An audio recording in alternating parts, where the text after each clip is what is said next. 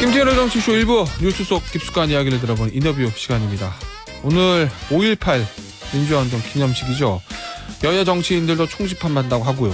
특별 여차 타고 국민의힘 의원 전원 참석할 예정이라고 하는데 전야제 행사부터 함께한 국민의힘 김병민 최고위원 연결해 보겠습니다. 전화로 연결합니다. 김병민 최고위원 안녕하세요. 예, 안녕하세요. 반갑습니다. 자, 어제 전야제부터 지금 내려가 있다는 걸로 저는 전해 들었는데 예, 어제 포함되어 있습니다. 전야제에 어떤 분들 함께 하셨어요? 어제 국민의힘에서 1980년 5월 18일 이후에 출생한 청년 정치인들을 대표단으로 해서 한 10명이 넘는 청년들이 전야제에 함께 참석을 했고요. 예. 6시에 이 행진부터 시작해서 7시 금남로에서 있었던 전야제 본행사 한 9시 반 전부 끝날 때까지 쭉 전야제 전체를 참석했습니다. 아, 저 현역 의원들은 어제 전야제는 함께 하진 않으셨나요? 예, 오늘 특별 열차를 편성해서 전 국회의원, 그리고 당 지도부 등 주요 인사들은 다 지금 특별 열차로 아마 내려오는 길일 겁니다. 예. 자, 대통령은 참석한답니까? 안 한답니까? 글쎄요, 아직까지 그 대통령 행사 일정이 엠바고라서 네, 내용 그렇긴 공개가 하죠. 아마 안 됐겠습니다만은 이렇게 특별 열차를 편성해서 다 같이 모두가 함께 오는 만큼 뭐 대통령께서 갖고 있는 뜻과 의지 함께 분명할 거라고 생각합니다. 이 2년 연속 국민의힘의 의원들 전원 참석을 목표로 하고 있는 건데 이거 어떤 의미라고 보세요? 우리가 이미 국민의힘의 강령, 이 당의 정신을 가리키는 그 정강강령에 5.18 정신을 이어간다는 문구가 명시가 돼 있습니다. 대한민국의 자유민주주의를 지켜낸 5월 광주와 함께한다는 분명한 의미를 당 강령에도 이렇게 함께 명시한 만큼 여기에 대한 행동으로도 우리가 작년 윤석열 대통령 취임 이후 함께 왔던 부분들을 그대로 이어간다는 그 뜻과 의지를 분명히 하고 있다고 생각합니다. 2년 연속 국민의힘 의원 전원이 참석을 한다. 이게 사실 의미는 있다고 보이긴 하는데 예. 국민의힘에서 광주의 마음을 돌리기 위해서 이렇게 노력을 하더라도 설화 한마디로 그런 노력들이 좀 물거품이 되는 거 아닙니까? 그런 걱정을 주시는 분들도 있었는데요. 예. 이번에 이른바 김재원 최고위원의 발언 때문에 큰 논란들이 있었고 예. 또 이 광주 호남 지역에 계신 분들께서 이 국민의힘을 향한 굉장히 좀 불편한 시선들도 충분히 느껴질 수 있었습니다. 예. 그런데 그런 김재원 최고위원이 결국 징계를 받지 않았습니까? 예. 그 징계를 받았던 윤리위원회 결정, 황정근 위원장의 이 언급을 보니 이 국민의힘의 강령에는 5.18 정신을 이어간다는 부분들을 분명히 하고 있는데 당의 지도부와 그와 반대되는 메시지를 내는 것 옳지 않다 이렇게 얘기를 합니다. 그러니까 지금 국민의힘이 가야 될 길이 무엇인지를 예. 보다 더 분명히 명확하게 한 길이라고 생각하고요. 앞으로 그런 논란들은 더 이상 없을 거라고 생각합니다. 이제는 뭐 이무리한 행진곡 이거를 재창을 한 해 만에 이런 논란은 없는 거죠? 그럼요. 네, 어제 뭐 전야제에서도 이무리한 행진곡뿐 아니라 전체 있었던 그 굉장히 긴 시간 행사에서도 특별한 문제되거나 그런 불편함이 노출됨이 없이 다 같이 함께 느끼고 또 전야제에 참석했고요. 오늘 이제 조금 있으면 본행사가 시작이 되는데 거기서도 마찬가지로 모두 함께 5월 정신을 기억하는 그런 광주 민주화운동 기념식 참석이 잘 진행될 거라고 봅니다. 저 오늘 아침 조간신문 정치면에 보니까 여당의 서진 정책이다. 내년 총선을 위해서도 호남이랑 중도층을 껴안지 못하면 승리할 수 없다. 그런 판단을 하고 있다. 이런 기사들이 좀 있던데. 예. 자, 호남의 마음을 얻기 위해서는 국민의힘에서 어떤 노력을 더 해야 된다고 보세요?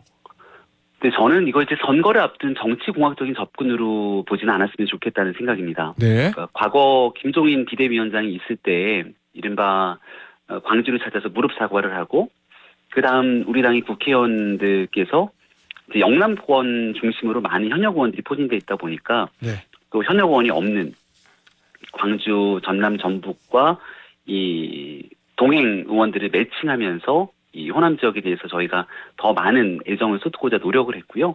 결국 이런 노력들은 선거에서 단순히 표를 얻는 것이 아니라 우리 대한민국 민주주의가 한 단계 발전하기 위한 국민 통합으로 나아가는 길에 꼭 필요한 과정이라고 생각을 합니다.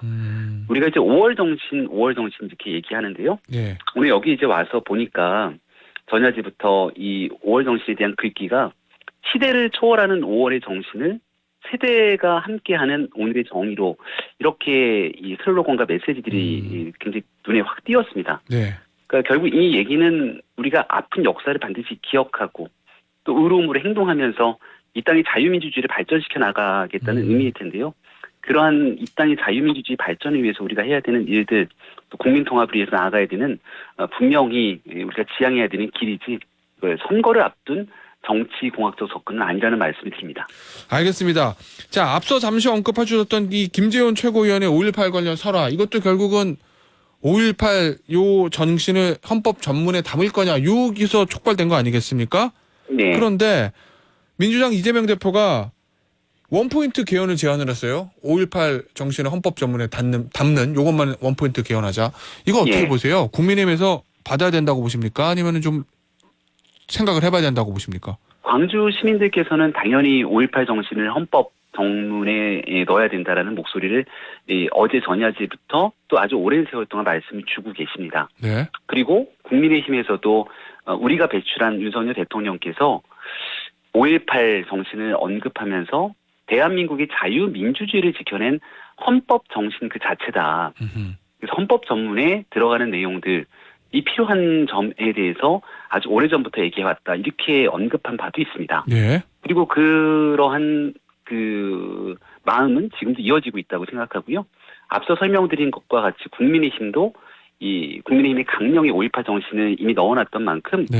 헌법 정문에 수록되는 것 반대하는 사람도 없을 거라고 저는 생각합니다. 어허. 근데 이제 이재명 대표께서 이제 원포인트 개헌으로 이제 얘기를 한다는 것은 네. 대한민국이 87년 체제 이후 수많은 사람들이 개헌을 얘기해옵니다. 예. 예, 권력구조 개편을 비롯한 다양한 의제로 개헌을 얘기합니다만은 그렇죠. 87년 이후 단 한 번도 그 개헌으로 가는 과정에 성공한 예가 없거든요. 그렇죠.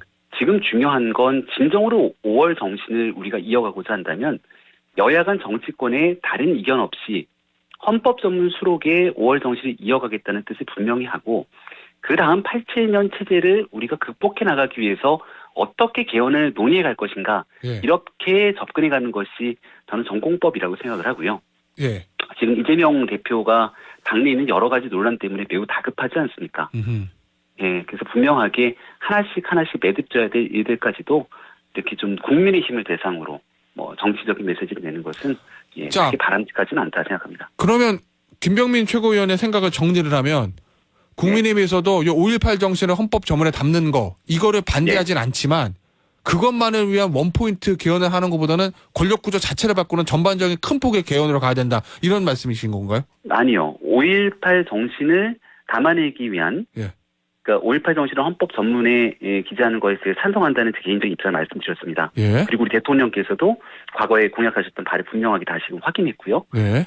근데 이제 권력구조 개편이나 헌법 개정의 수많은 일들은 아주 복잡 단안한 일이기 때문에 그렇죠. 그걸 지금 하자 말자 이렇게 얘기를 한다고 이게 바로 하루 이틀 사이에 진행되는 일은 아니지 않습니까? 뭐 더 예. 중요한 것은 저 개인이 혼자 말하고 또 여러 정치인들이 그 내용들을 합의한다 하더라도 개헌은 국민투표를 통해서 결정되는 일 아닙니까? 예, 그래서 진정으로 5월 정신을 위한다면 또 헌법 전문에 수록하기 원한다면 이 정신과 가치를 이어가기 위한 국민적 논의를 국민적 합의를 끌어내기 위한 정치권의 노력이 우선되는 것이 돼야 된다. 그리고 원포인트만으로 개헌이 된 예가 없기 때문에 예. 조금 더 현실적이고 실질적인 접근으로 개헌에 관한 진지한 논의를 이어가기를 바란다라고 말씀드린 겁니다. 알겠습니다. 자, 지금 저 국민의힘 김병민 최고위원과 함께 하고 있고요. 주제를 좀 바꿔보겠습니다. 어제 민주당에서 이재명 대표의 지시다라고 얘기하면서 김남국 의원을 국회 윤리특위에 제소를 했습니다. 어제 상황 어떻게 보고 계신가요? 좀 실기한 측면이 있다고 생각을 합니다. 실기했다. 민주당이 할 수 있는 가장 빠른 선택은 5월 5일 아마 어린이날 조간신문 보도를 통해서 이 문제가 촉발됐는데요. 네. 한 열흘 동안 대한민국 뉴스를 뒤덮었고 이미 국회 의정활동을 하는 기간에서 코인 거래를 했던 내용까지 드러났기 때문에 당 내에서 김남국 의원을 윤리적으로 강하게 정리할 수 있는 충분한 시간이 있었습니다. 네.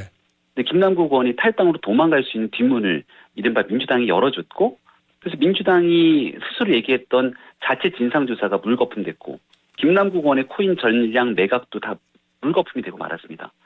그리고 이제 와서 윤리특위 얘기를 하게 되니까 또 윤리특위의 정상적인 절차를 밟기 위해 시간이 걸린다고 얘기합니다. 국민들께서 지켜보시기에는 민주당이 김남국 의원 징계하려고 하는 마음만 있었으면 당내에서 얼마든지 즉각적인 윤리심판원 가동해서 이 민주당의 제명 등 강한 조치가 있을 수 있었을 텐데 네. 지금 그런 일들을 하지 않고 차일피일 시간을 벌려고 하는 것 아닌가라고 하는 의구심도 꽤나 들 거라고 봅니다. 그럼 어제 민주당에서 이재명 대표의 지시로 이렇게 했다라고 발표는 했지만 아직까지는 부족하다. 뭔가 머뭇거리고 있다. 이렇게 보시는 건가요?